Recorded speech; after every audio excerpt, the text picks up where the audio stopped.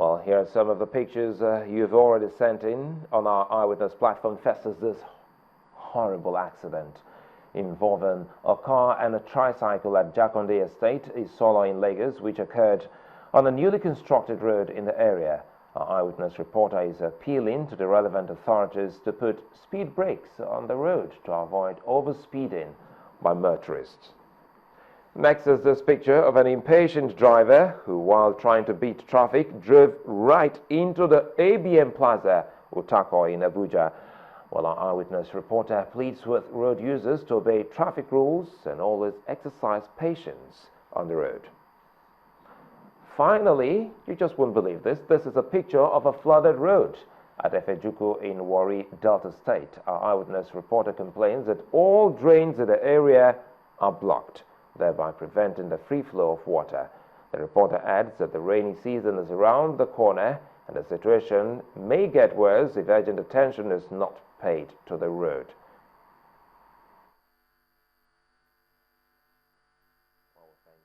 Thank you for sending these pictures and ask that you keep them coming. Well, I will take you to Abuja, where the APC presidential candidate is meeting private sector leaders. These are live pictures from that particular event in Abuja. And we do hope that right after the news at 10, we'll take you, well, back there for more. We'll strengthen and make government institutions more independent and provide the necessary regulatory framework to conducive business environment. We will provide level playing field and will not allow politics to creep into and constrain the business climate. We would embark on multiple tracks reform in the oil and gas sector, especially the government institutions like the NNPC, to block revenue transmission leakages and make them more efficient and accountable. The manifesto of our great party, the APC, which took 6 months of surveys and painstaking analysis of the Nigerian condition to develop, has come out with a comprehensive economic development plan geared towards promoting agriculture, power supply, infrastructural development, industrialization, and job creation, among others. We shall promote sound macroeconomic policy environment, run an efficient and transparent government, restore and strengthen financial confidence by putting in place a more robust monitoring, supervision, and regulation of all financial institutions. We shall embark on national infrastructural development program that will promote road, air, and water transportation in the country to make Nigeria a hub of the West African sub-region. Roads and rail construction will unlock a value chain of opportunities for construction companies, builders, engineers, architects, quarry operators, cement and iron rod production and supply.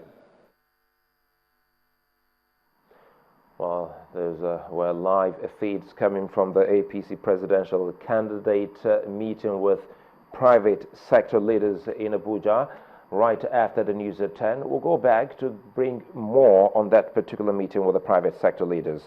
Now, to other stories, gunmen have kidnapped the emir of Bukuyum, Mohammed Usman, from his palace in Zamfara State, northwest of Nigeria. Commissioner of Police, Zamfara State Command, Femi Ogunbayode, confirmed the abduction of the emir to Channels Television, saying that the 60-year-old traditional ruler, who's been on the throne for 14 years, was abducted by the gunmen while he was praying in a mosque opposite his house.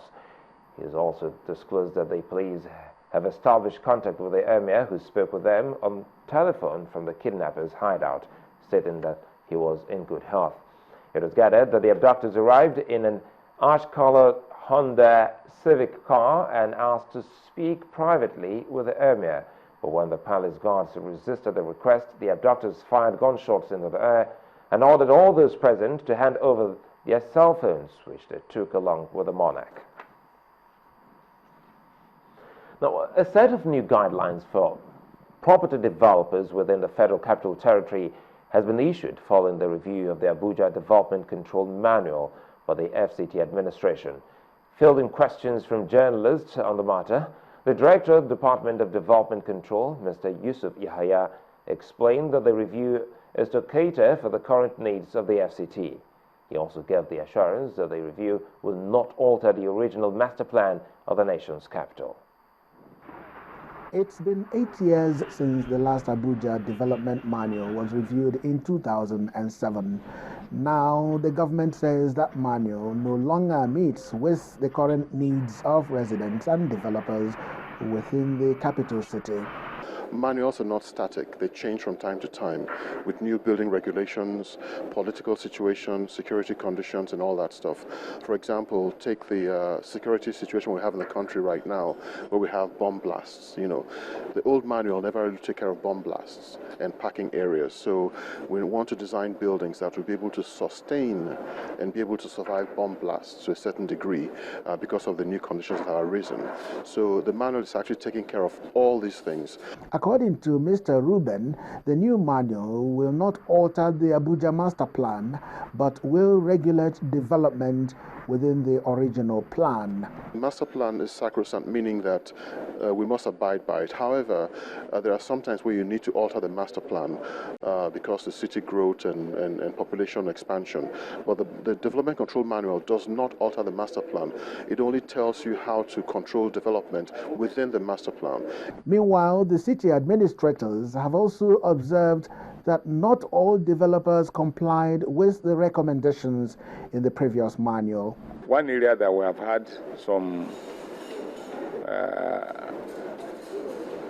non-compliance with this manual is in implementation, which is why you have noticed that, again, we have had to remove some structures that are not compliant, either at a low level or when they slip through our fingers at somewhere, high there. Abuja has experienced a steady population growth from 107,069 in 1991 to 776,298 in 2006. Between 2012 and 2014, the city has also grown in terms of infrastructure development and population from 2.2 million residents to over 3 million, making it one of the fastest growing cities in Africa. Well, the Kaduna State Governor has promised to complete all the projects he inherited from the previous administration in the state, as well as those initiated by his administration. Governor Mukhtar Yero made this pledge while commissioning several roads and schools recently completed in Igabi and Kaduna South local government areas. The governor said that it is economically wise to complete ongoing projects rather than abandon them for new ones. The people of the Kajikun community welcoming their governor in appreciation of the completed road projects in the area.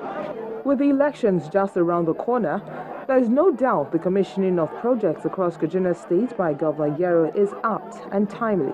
And as he moves from one community to another to commission some completed projects, the people trooped out in large numbers to welcome him, singing and dancing.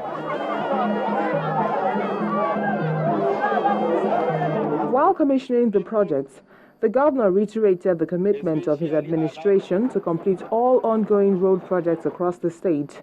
I therefore wish to congratulate the people of Rigachikun for having this standard road completed with asphaltic concrete wearing core surface. The importance of this route cannot be overemphasized. It has beautified this town and is already boosting socio-economic activities of the area. Also at the commissioning of the examination hall at GSS Jaji, the governor added that his administration has so far rehabilitated 187 schools across the state employed 1,802 additional teachers, and has distributed free textbooks, science equipment, and computers to public schools. Our ultimate objective is to ensure that public schools in Kaduna State become centers of excellence by providing quality education. I want to assure you, people of the state, that very soon, public schools will become more preferable to private schools in terms of quality, content, and cost of education. Let me at this point call on students of these schools to make judicious use of all facilities that have been provided by government. Some indigents of the state applauded Governor Yero for the completion of the road projects and assured him of their unalloyed support in the forthcoming election. I will never forget. I know all previous administrations have taken steps to do this road, but goes for them to complete this task. We are making history today by making Regachikun town to be a mini London in Kaduna State. We are very grateful. We are very proud of you. Hopefully, the commissioning of these projects will in some way make life easier for residents of these communities. When the News at 10 returns, the 243rd meeting of the Central Bank of Nigeria's Monetary Policy Committee holds next week. That's on Business News. Join us again.